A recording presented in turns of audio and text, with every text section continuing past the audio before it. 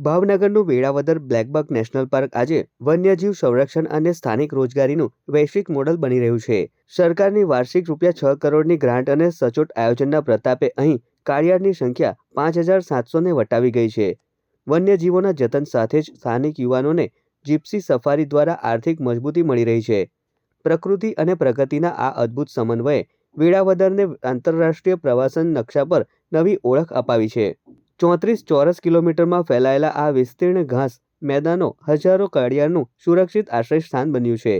પ્રવાસન વર્ષ 2024-25 દરમિયાન અહીં વિક્રમી 17,000થી વધુ સહેલાણીઓ નોંધાયા છે.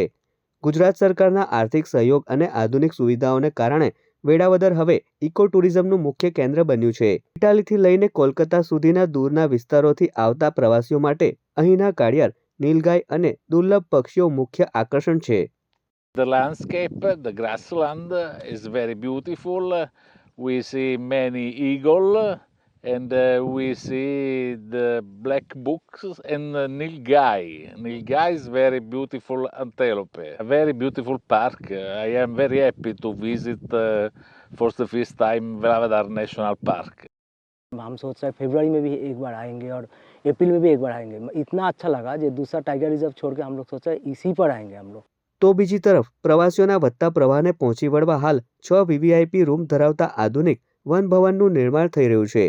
વન્યજીવ સફારી માટે કાર્યરત 22 જીપ્સીઓનું સંચાલન સ્થાનિકો હસ્તક હોવાથી ગ્રામીણ સ્તરે રોજગારીની નવી તકો સર્જાય છે. આ નેશનલ પાર્કની અંદર ટુરિસ્ટ ફેસિલિટીમાં હવે પછી અત્યારે હાલમાં વન ભવનનું કામ અત્યારે કાર્યરત છે, જેમાં 6 ગેસ્ટ રૂમ વીવીઆઈપી ગેસ્ટ રૂમનું અત્યારે હાલમાં કામ ચાલુ છે.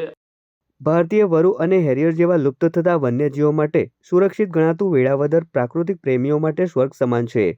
સરકારની દૂરદ્રષ્ટિ અને વન વિભાગની સક્રિયતાના લીધે આ નેશનલ પાર્ક આગામી સમયમાં વન્યજીવ પ્રવાસન ક્ષેત્રે નવા શિખરો સર કરશે.